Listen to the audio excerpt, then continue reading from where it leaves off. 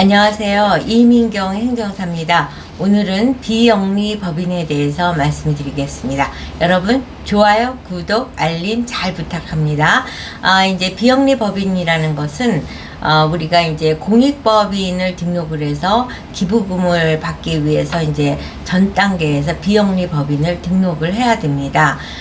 기부금을 받으면은 이제 기업은 그러니까 절세가 될 수 있는 거고, 그러니까 비영리 법인을 설립한 사람은 그 기업이 기부한 후원금을 갖고 목적 사업을 할 수 있다는 장점이 있기 때문에 비영리 법인 등록을 하시는 분들이 많습니다.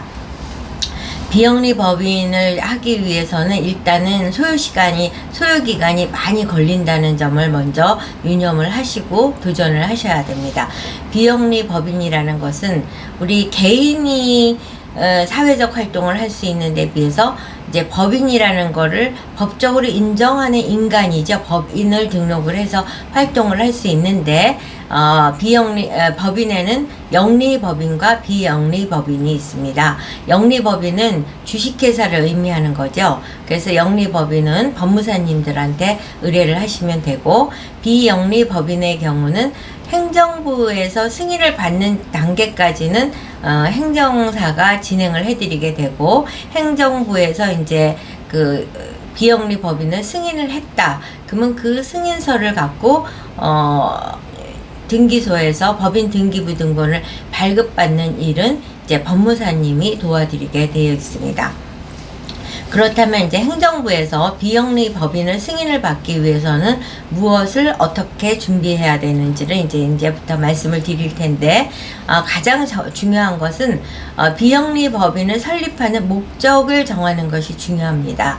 근데 이제 비영리 법인을 등록하기 위해서 오셔서 어떤 목적으로 설립을 하시는 겁니까? 라고 하시면 많은 분들이 욕심을 내고 여러 가지 목적을 한꺼번에 다 담고 싶어 하십니다. 그런데 현실적으로 여러 가지 본인들은 그냥 이것저것을 하시지만 이것저것 할 때마다 해당 부처가 달라지고 해당 부서가 달라지게 됩니다.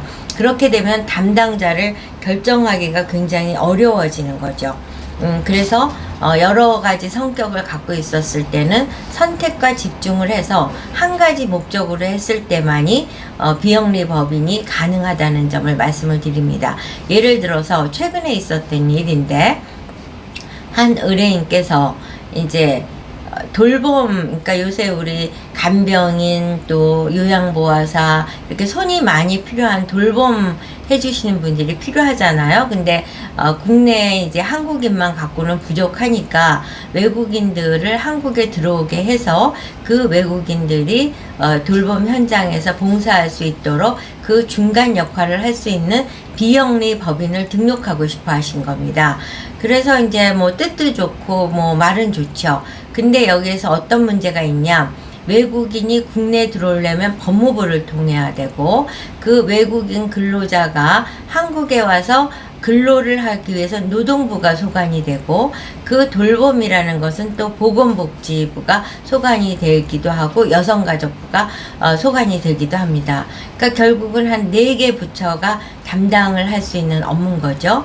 그러다 보니까 이 목적 사업에서 노동부도 우리 업무가 아니다, 법무부도 우리 업무가 아니다, 여성가족부도 우리 업무가 아니다, 보건복지부도 우리 업무가 아니다, 이렇게 해서 굉장히 방황을 하다가 우연치 않게 검색을 해보니까 서울시에서는 이 목적을 다 담은 과가 하나 있더라고요. 그래서 거기에다 이제 여기서 시작을 하면 되겠다 라고 해서 진행을 했는데, 결국은 결론은 거기도 똑같은 4개의 부처에 소관되어 있기 때문에 하나로 선택을 해야지 제가 이거를 역할을 해드리기가 어렵습니다. 그래서 결론은 포기를 했습니다. 이와 마찬가지로 목적 사업을 여러 개로 담았을 때는 소관을 찾기가 어렵기 때문에 포기하는 사례가 벌어집니다. 그래서 여러 가지 목적이 있지만 우리는 여기에서는 돌봄 교육에 역점을 두겠다, 외국인을 국내에 들어오게 하는데 역점을 두겠다, 이런 식으로 선택을 해야지만이 가능하다는 말씀을 드리고, 이렇게 해서 목적이 정해졌다. 목적이 정해졌을 때는 또 각 부처별로 까다로운 부처가 있고 손쉽게 목적을 도달할 수 있는 부처가 있습니다. 그랬을 때 이제 해석을 또 잘해야 되는 거죠.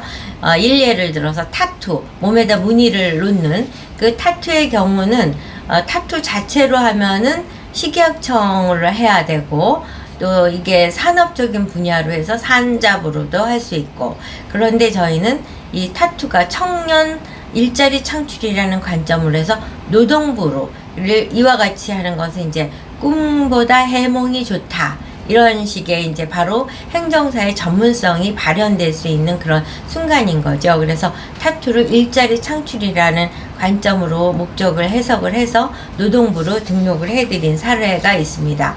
마찬가지로 탄소 중립, 녹색 성장도 이제 이거를 뭐 산림 자원으로 해석할 건지 화초로 해석할 건지, 이걸 탄소 중립으로 해석하면 환경부고, 산림 자원으로 해석하는 산림청이고, 화초로 보면 농수산부인 거예요. 그래서 과연 어느 부처로 할 것인지를 이제 정하는 것이 중요한 거죠. 이와 같이 비영리 법인을 등록함에 있어서 가장 중요한 것은 목적을 정하는 것이 중요합니다. 그리고 이제 그 다음으로 중요하고 시간을 소요할 수 있는 원인이 되는 것이 뭐냐면 임원에 대한 것입니다. 많은 분들이 비영리 법인을 하는데 사회적 지명도도 높고 명망이 높으신 분을 우리 비영리 법인의 임원으로 영입을 하겠다, 이렇게 생각을 하실 수 있는데, 이렇게 할 경우는 그분들께서 인감 도장이나 인감 증명을 쉽게 협조해 주시기가 어렵습니다. 그렇다 보니까 인감 도장과 인감 증명서 때문에 많은 시간을 소요할 수가 있어요.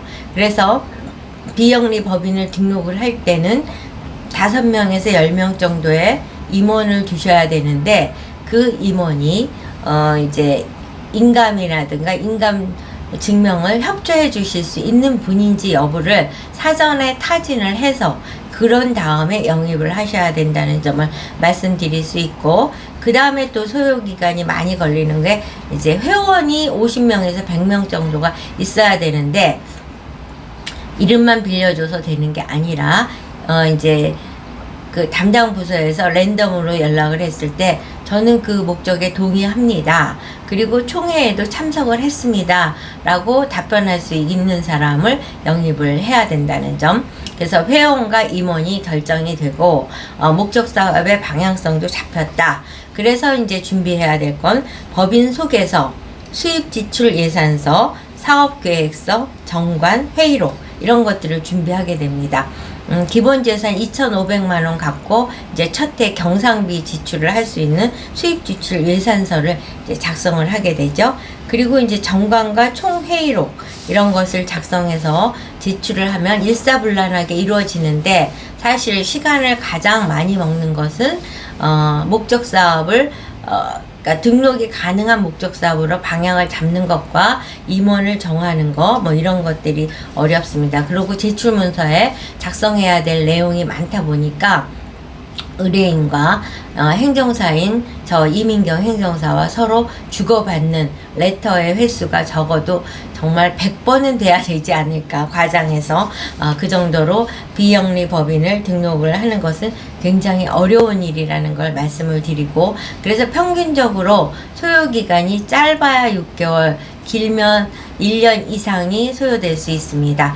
그렇기 때문에 여러분이 비영리 법인을 등록하고자 하면 목적을 정확하게 결정하고 기본 재산 2,500만 원, 그 다음에 사무실이 반드시 있어야 되고, 그 다음에 임원이 5명에서 10명, 회원은 50명에서 100명 정도 있다, 준비가 되어 있다, 이러면은 비영리 법인을 도전하시면 됩니다. 이민경 행정사가 열심히 여러분이 비영리 법인을 등록하는데 최선을 다해서 도와드리겠습니다. 여러분 유익한 정보가 되셨나요? 좋아요, 구독, 알림 잘 부탁드립니다.